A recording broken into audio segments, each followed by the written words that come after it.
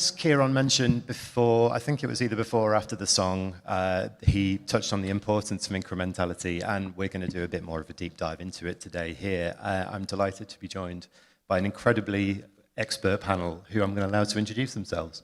Niraj, you first. Hi, good morning. Neeraj Nagpal from MasterCard Services, I am not part of MasterCard, the brand, so please do not come for F1 tickets. I cannot help you. But if you're looking for data and measurement solutions, please swing by our booth, and we have plenty of notebooks. Hi, my name is Jeremy. I am the marketing effectiveness lead from the dentsu network. So I'm responsible for the Singapore as well as the regional markets in this region.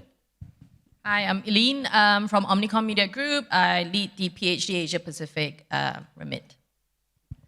Hi, I'm Penelope from Brain Labs, and I lead planning and strategy for APAC for Brain Labs. Hi everyone, I'm Jasela from GoCity. I'm the connectivity director. So I'm slightly different from the rest of the panel here, wherein I work directly with our trade partners and attraction partners to make sure that they are connected well to us, and I'll be speaking more to how we work with incrementality with that as well. Thanks. Welcome all, thank you very much. I'm going to go quite wide to start with. Kieran touched on it a little bit in terms of the importance, but I want to talk strategies during this session and really hear about how it's all working out for you. So I'm going to start with the how. How can incrementality really be used to distinguish true customer outcomes from your businesses? Niraj, I'm going to throw to you first. Yeah, I think maybe we define Kieran's definition of incrementality is slightly different from our point of view, and I think his point was we need to start diversifying away from putting all our eggs in one basket. From MasterCard's point of view, we're trying to solve the inherent conflict between the CMO and the CFO. Someone gives you a budget, someone says shrugs their shoulders, it led to sales or maybe not. Our point of view is let's actually bring incremental outcomes to sales. You ran a campaign, you spent millions of dollars, you did creative, you did strategy. Would those sales actually come or not? Our point of view is we can actually help you measure that and actually subscribe an ROI. It is a difficult conversation to have, and it actually leads to a lot of challenges around what does the word incrementality means, and it's actually bringing a lot of accountability to an industry that honestly we don't want it sometimes. And so our point is let's bring accountability to the industry in large. Interesting. Jasela, you come from the brand side as well with GoCity. How do you define incrementality? We take a look at the whole customer journey, pre-sales, post-sales, everything, and we break it down into how we can give minimum nudge to give maximum impact. So we will take a look at everything from our promotions, our checkout journey, our in-app experience, and so on, and we'll work very closely with our product team to maximize on that. Penelope. So for us, incrementality is about really breaking it down into what incrementality really means. So is it about assessing what that lift would be as a cause of something and really distilling it down to what that outcome or ROI or even sales or GO that might be incrementality. So it's really about understanding the real kind of scientific basis of what incrementality is. Yeah, Eileen.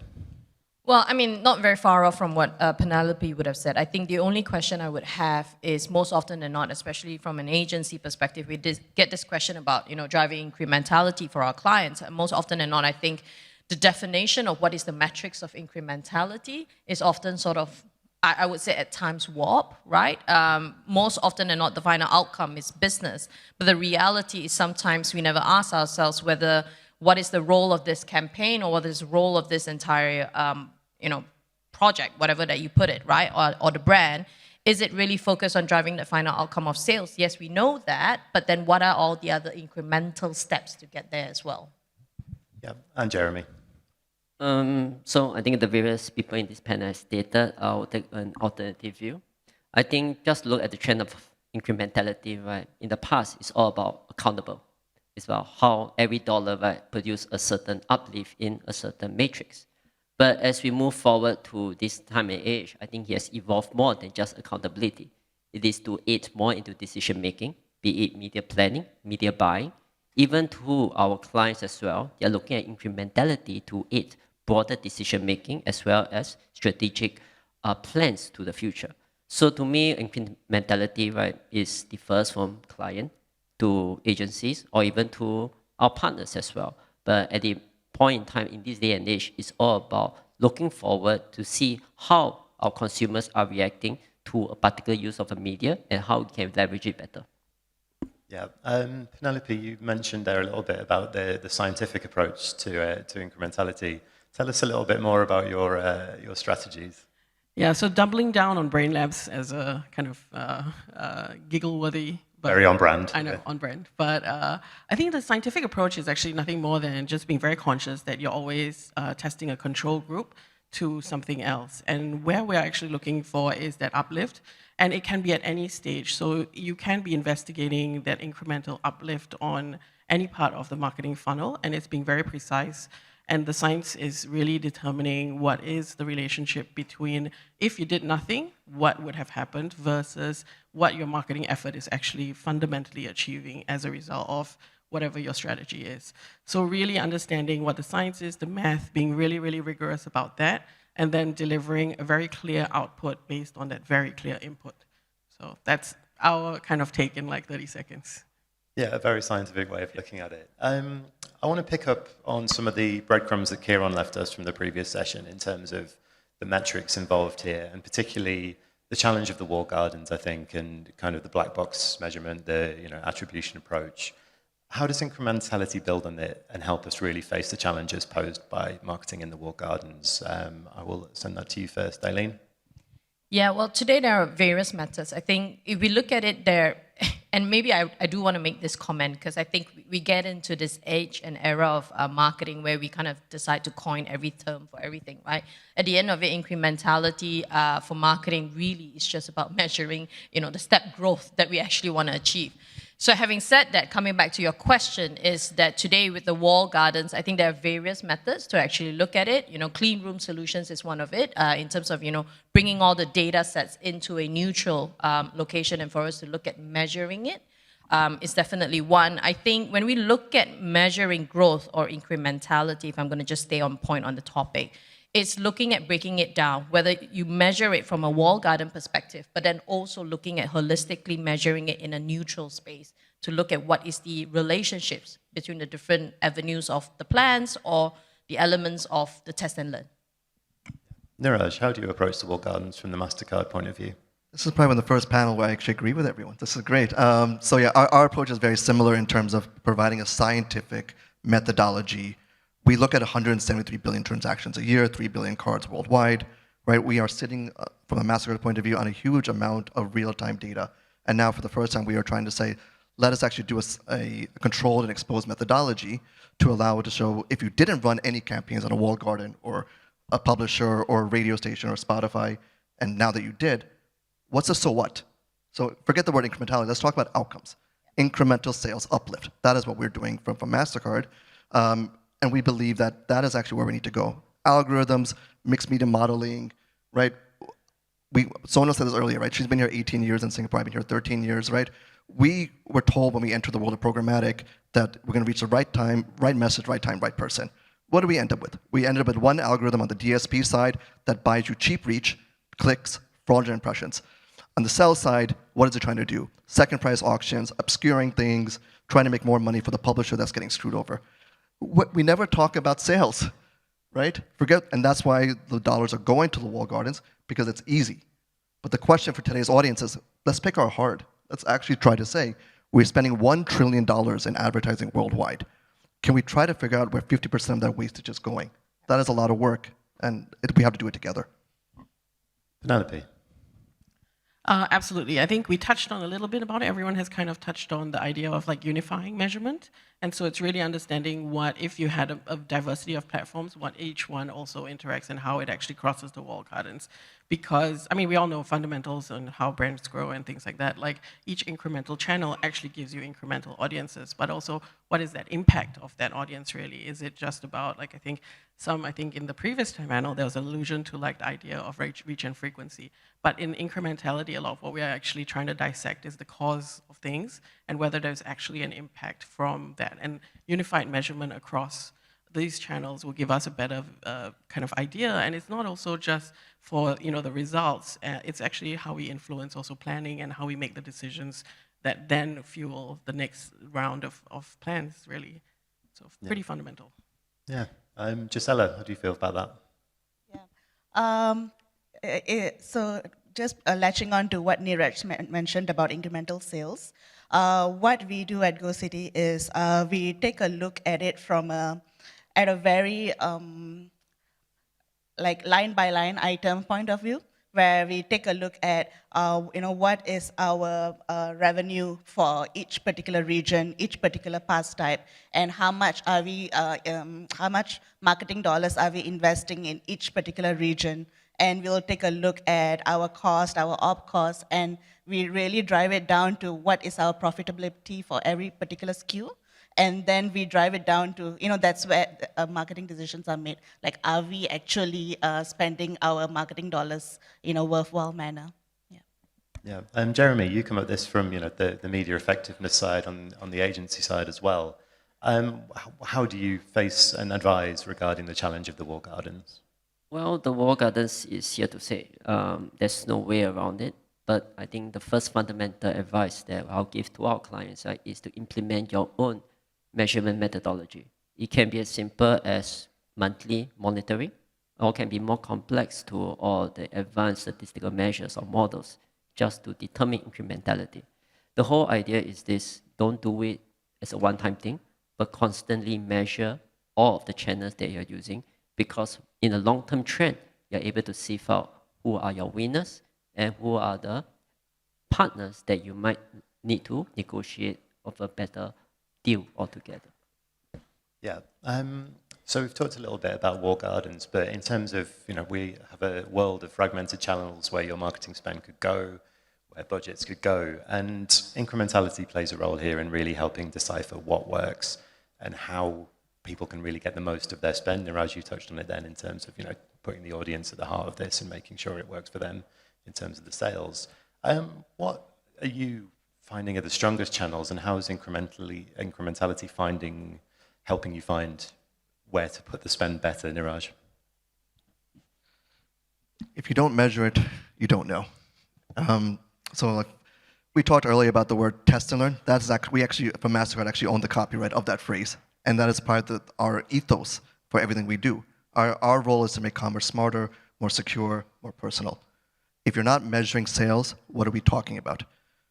We are now allowing the ability for commerce data to be used in a programmatic and media channel landscape. We are now allowing, from MasterCard's point of view, allow data to be used across walled gardens and the programmatic ecosystem. And so it's not focusing on what channel is working. I think I'm going to twist the question. What are you measuring? If you're not measuring it, you cannot answer that question. Otherwise, we're just continuously throwing darts at a board and hoping for good intentions. Yeah, Penelope. I think the question of which is the most, that has the most impact really depends on the exact client, also the outcomes that we're trying to go after. I think now the challenge that I think a lot of clients probably face is, do they even have enough diversified channels to measure and be able to make that conclusion? So we have, but I think starting from actually understanding, even within, if you're in a fragmented ecosystem, even within one platform, if you only have one or two platforms, we know a lot of clients have only one or two platforms where there's really significant spend, that even understanding by geo-testing even what their own incrementality that you can get from that platform is already valuable.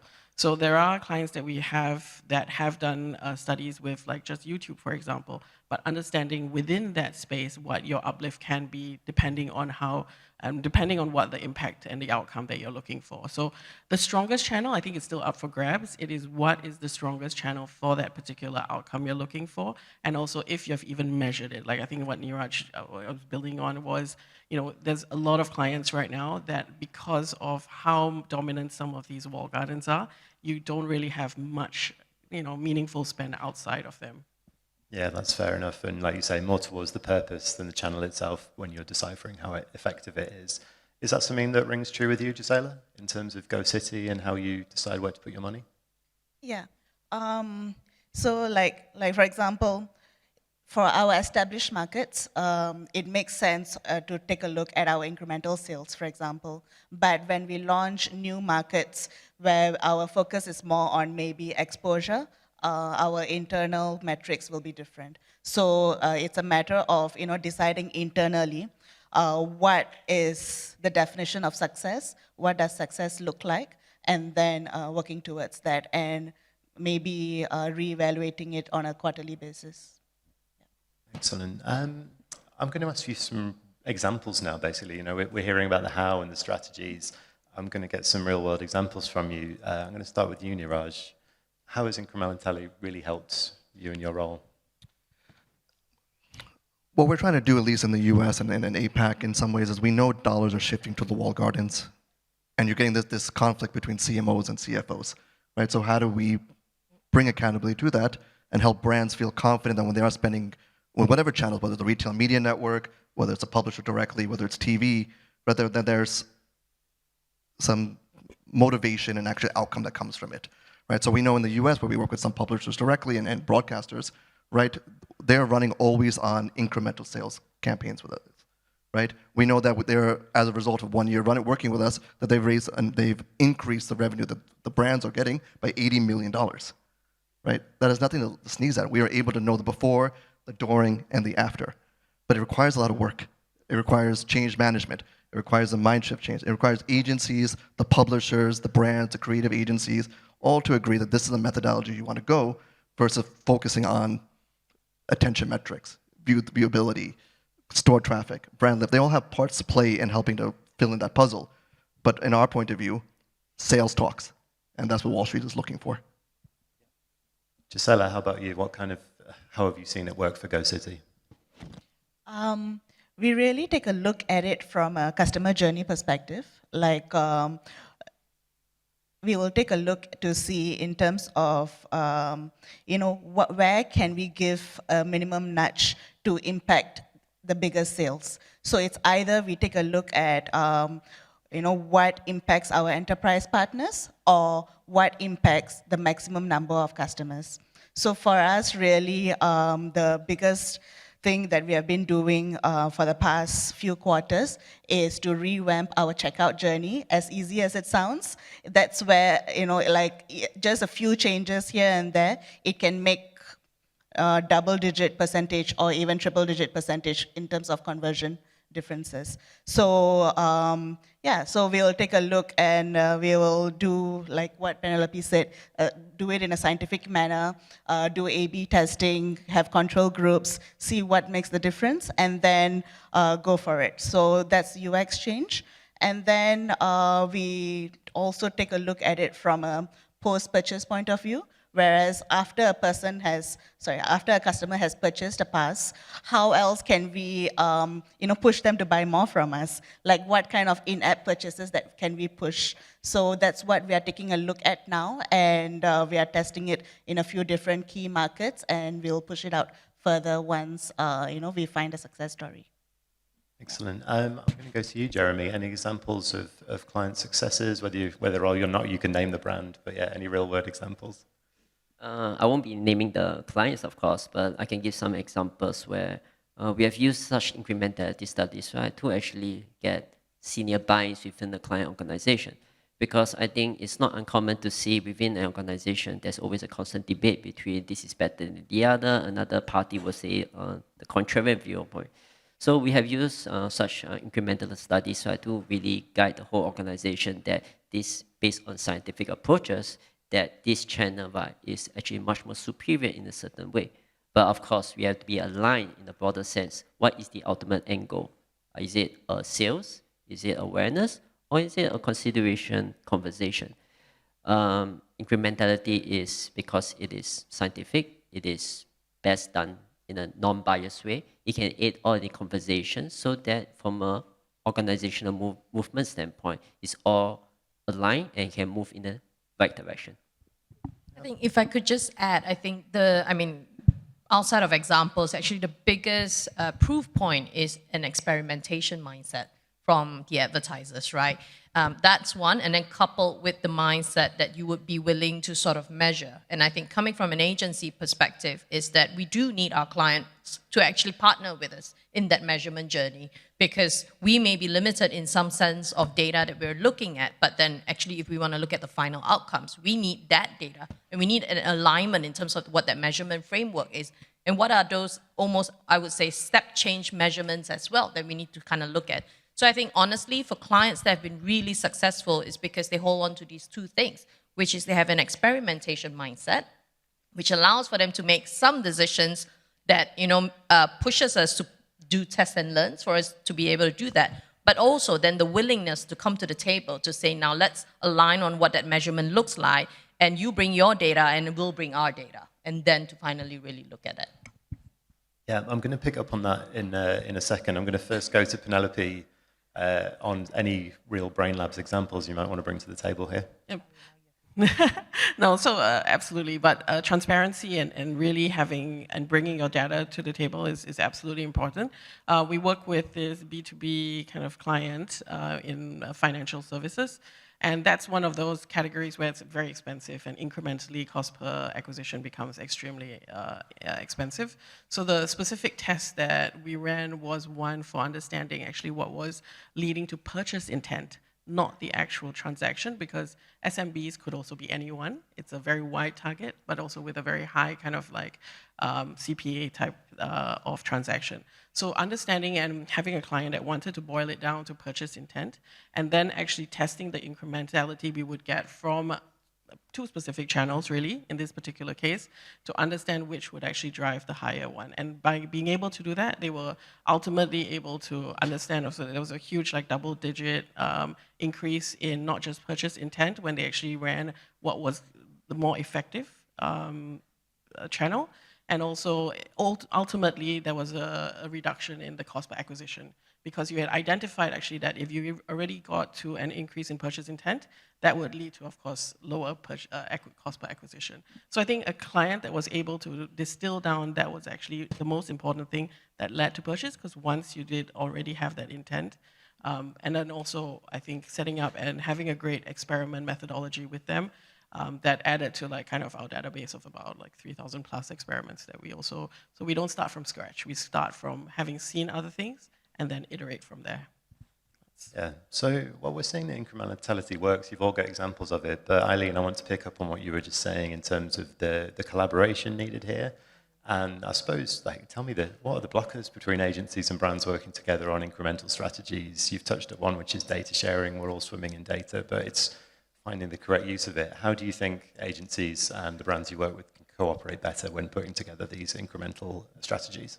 Yeah, well, first, I think the agency needs to take the front foot as well, to be honest, and maybe we'll not be saying the most popular things, but sometimes as agencies, we get a bit frightened when the client kind of goes, you got to drive this sales. And so that does put a bit of a fear going, well, are we going to have the experimentation mindset from our end as well, right? So I would say that the agency does need to take a front foot, and we got to put a very compelling story forward in terms of what we think is the opportunity to drive incrementality here.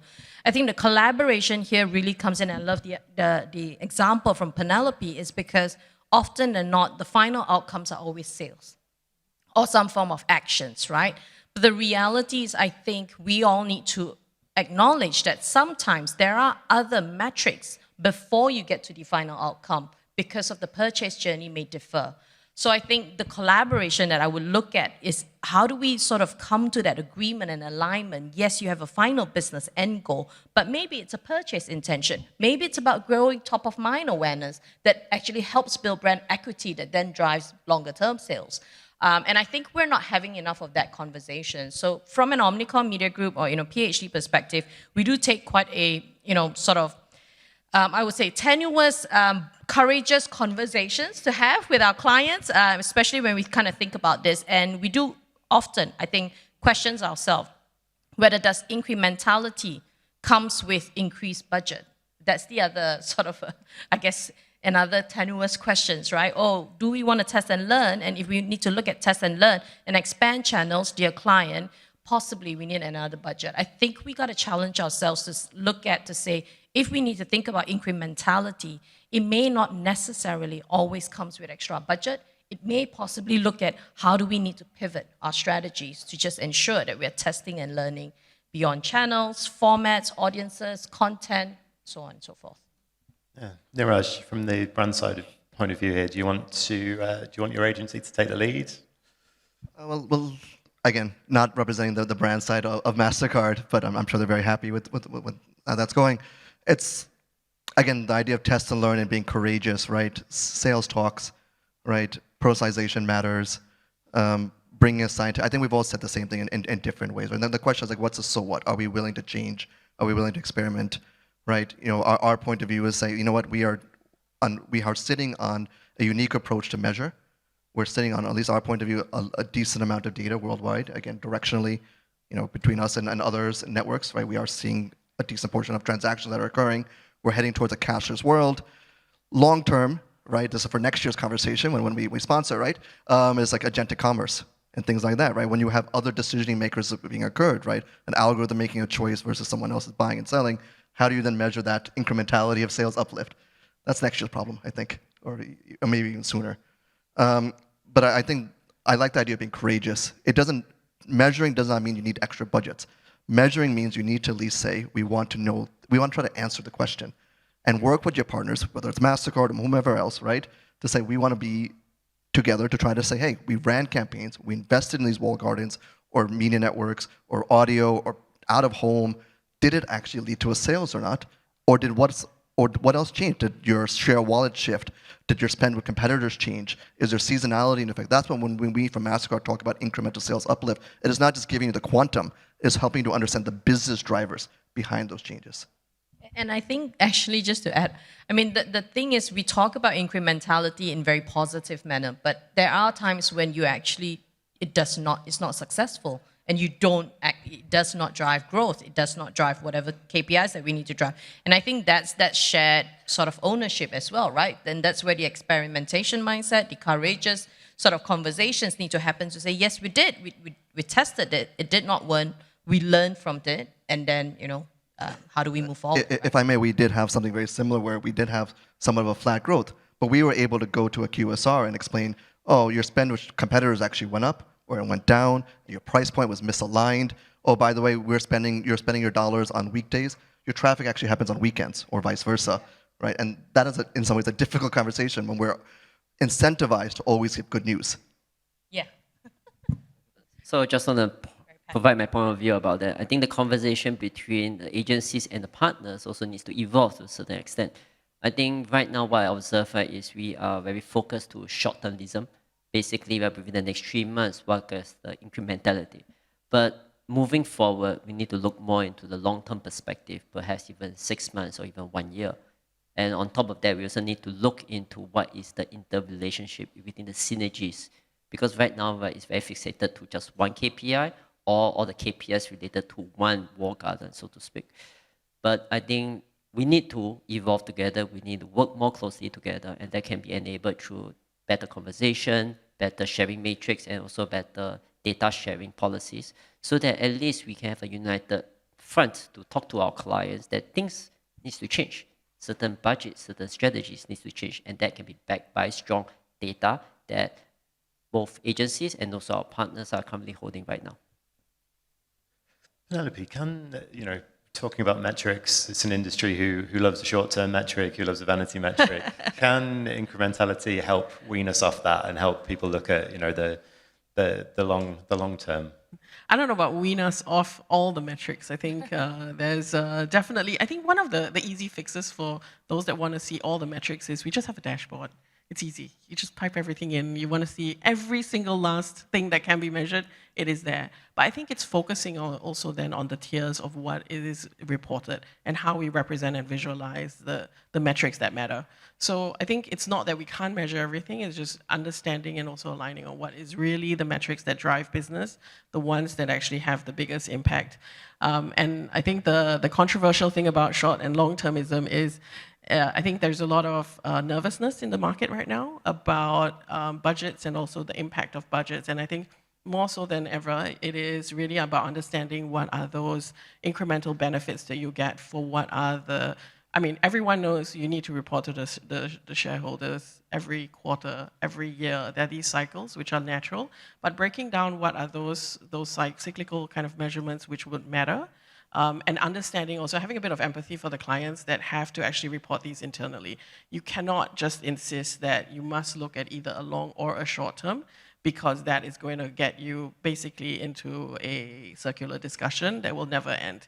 And it doesn't address the business, it doesn't address the outcomes. But I think the question that I also then ask, in terms of clients who are looking at some of these more short-term and the ones who are concerned about it, is there must be also an eye to a bit more of a long-term one, because there are some of these things that we can do as marketers and what can actually impact business that are fundamentally longer in term.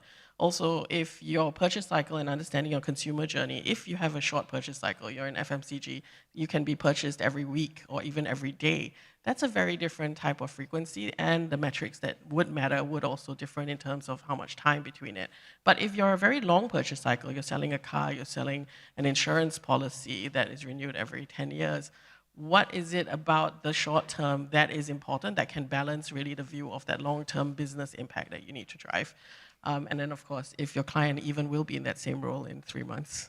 I think the double-edged sword about incrementality is the fact that it is quite short-term, and it does push the entire industry to go think about every time constantly looking at what is that incremental growth. So I think the big question I think that we all need to really think about is, how do we find that balance? What is that ratio between what we believe is incremental growth that we need to look at measuring, and then longer-term impact for the business, right? And we know that some of the marketing fundamentals that has been, from days and age long ago, that the reality is driving brand equity still matters today. And especially more so as we enter this agentic era of AI, where a lot more searches, I think we saw earlier on, it's going to come down. So what does that mean? That means that actually top of mind, brand equity, brand desirability, it's going to take quite an important precedence now.